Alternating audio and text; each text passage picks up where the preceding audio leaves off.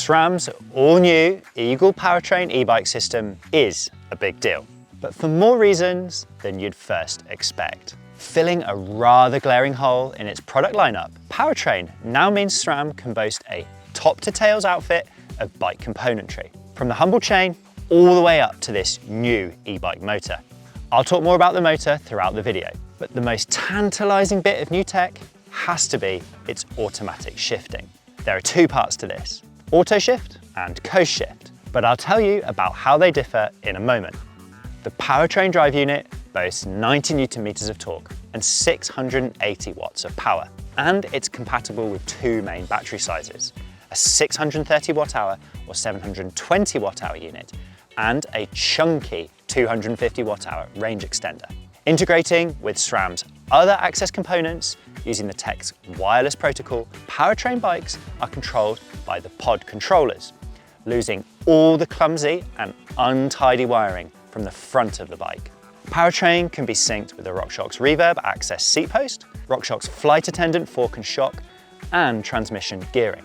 Arguably, that level of integration is currently unprecedented in the bike industry. Now, before I go into the grisly details of SRAM's latest product and tell you how it rides, why not subscribe to the channel so you never miss the latest cycling tech?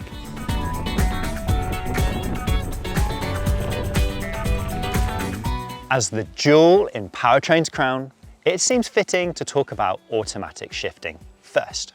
Its aim is to keep rider cadence, or the speed at which your legs are spinning, consistent. So, pedal faster and it will shift to a harder gear. Pedal slower and it shifts to an easier one. Auto shift relies on software to select the appropriate gear for your current pedaling rhythm, changing cogs regardless of how many watts you or the bike's motor are outputting. You can adjust the cadence window into one of 7 settings, dialing in for personal preference. Coast shift, on the other hand, uses the motor to rotate the chainring and cassette independently of the cranks. This allows it to change gear when you're not pedaling, selecting the most appropriate ratio for your current speed. Accelerate downhill while freewheeling and coast shift will automatically change into higher gears. Slow down and it does the opposite, shifting into easier ones as your speed decreases. But this doesn't mean you don't have any control. The system can be manually overridden by pressing the pod controller's shift button. Now, those pods I just mentioned control the whole system. AXS components such as your reverb seat post and transmission gearing all connect to Powertrain and are controlled by the pods, making for a delightfully clean front end of the bike. The pod's 4 buttons can be assigned to performing shifting, seat post and other functions in the AXS smartphone app. Now, these are according to your preferences. Doubling down on the clean aesthetic is the integrated AXS bridge display. There are no bar-mounted screens here. This has 3 bits of information: assistance mode, auto shift, and battery percentage.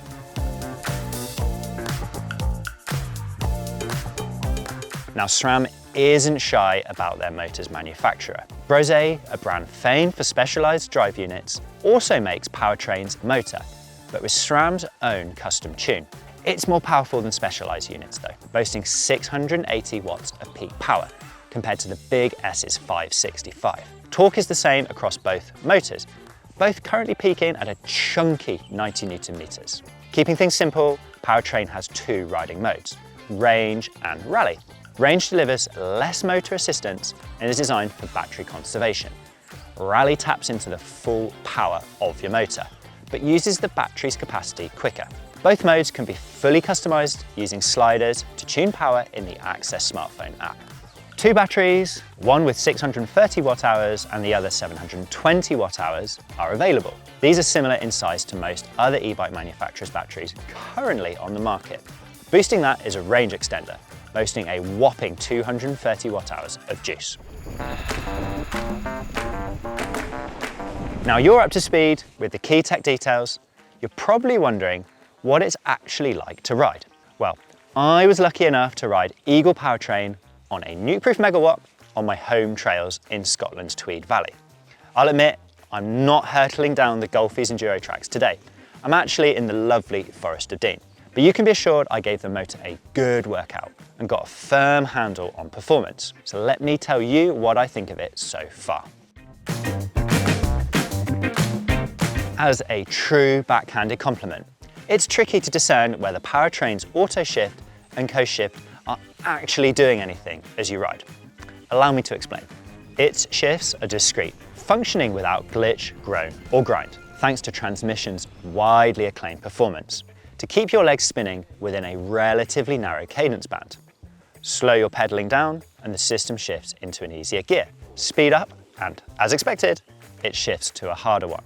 Depending on how you've got your pedal cadence preference set, the system reacts accordingly. Chugging along a flattish fire road, I varied between the mid and +1 settings, so my legs could spin comfortably while keeping shifts reactive enough for speed changes. On really steep climbs, I preferred the +2 and 3 settings. These hold a gear for longer. Think of it like a sports mode in an automatic car's gearbox. As a long-time user of manual bike gears, the temptation here to interfere with Powertrain's auto-shifting algorithm is strong, but it's almost best left entirely alone.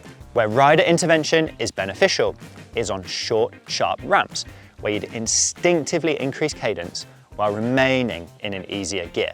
In these cases, auto shift invariably selects the next hardest gear rather than holding onto your current one, even when set to its +3 position.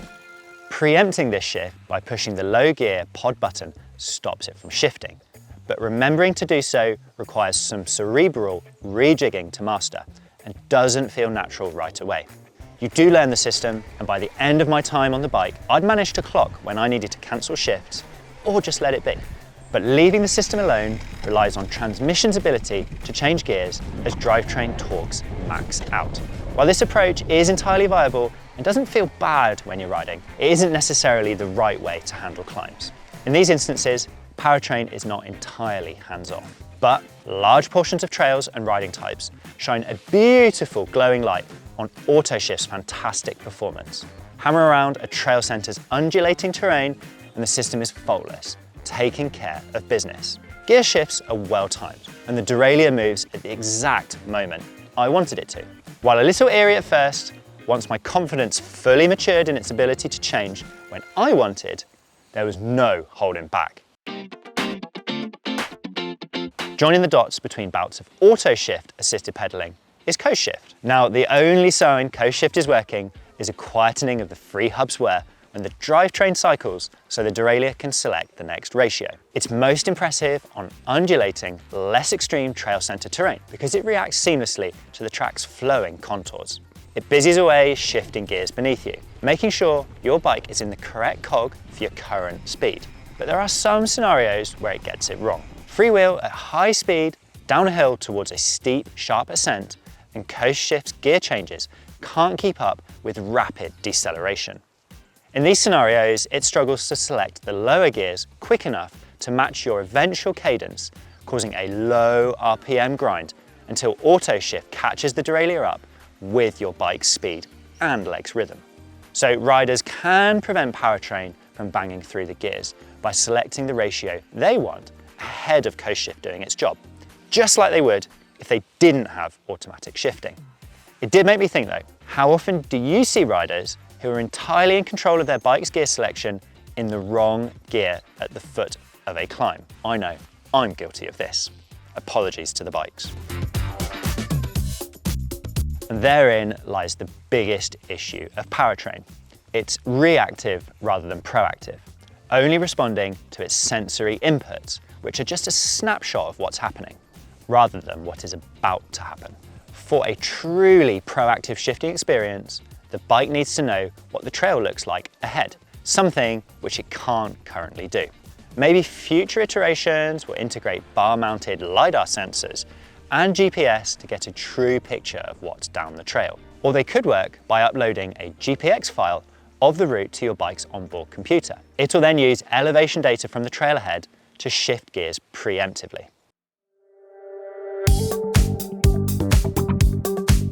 All that fantastic tech would be worthless if the motor was lackluster.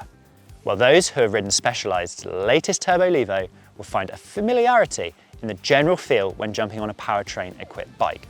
Delivering its assistance smoothly, its output feels rather analog. Wheel spin is easy to manage. Gently push through the pedals and the motor's assistance builds, ramping up to the 90 Nm thump, rather than throwing it all into the back wheel in one hit. There's plenty of muscle on tap, especially in rally. The punchy, consistent torque and power gives enough shove to either grind or spin up technical ascents, depending on rider preference.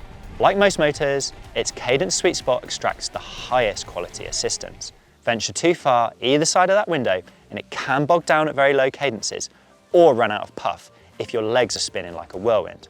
Auto shift quite obviously provides a solution for this, as it works to keep your legs turning within the motor's preferred range. However, unlike Shimano's Trail and Bosch's Tour Plus and eMTB modes, none of Powertrain's assistance levels are reactive or smart. Their outputs are constant and don't increase or decrease according to rider pedaling input. That means Bosch's Tour Plus and eMTB modes still lead the e-bike charge with impressive power and a very rewarding rider feel. And ignoring auto and coast shift for 1 second and Powertrain's wireless ancillaries, in terms of power and assistance mapping, the Bosch Performance Line CX motor is still the one to beat. But Powertrain's interconnectivity certainly gives it the edge over Bosch overall.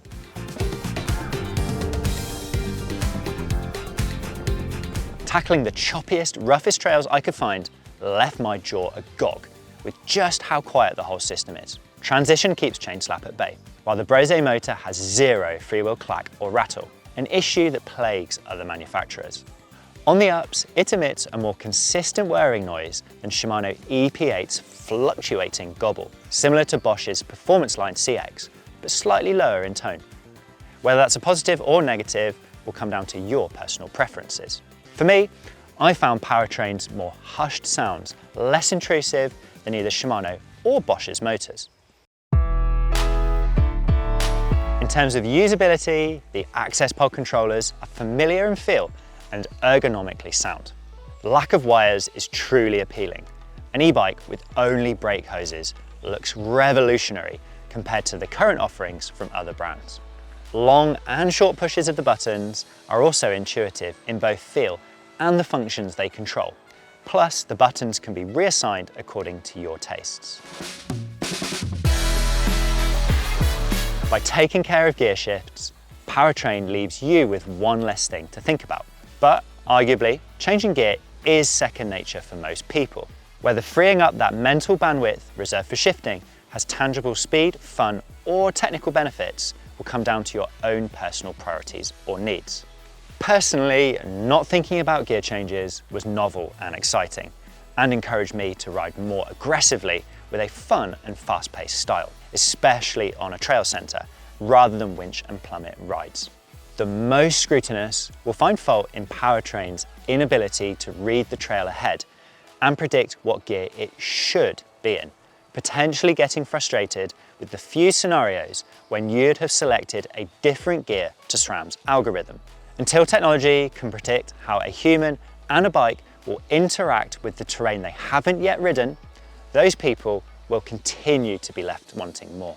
However, within those confines of reactivity, Powertrain is another leap towards a symbiosis between bike and rider.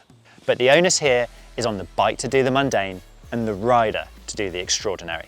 As the icing on the cake and the cherry on top, all this new tech is intertwined with a powerful, robust motor and transmission's incredible shifting. So please tell me, what do you think about Eagle Powertrain? Is it one step too far in the name of technological advancement? Or, like me, you can't wait to relinquish control to the machine? Let us know what you think in the comments. And if you want more e-bike content, then why not check out this video?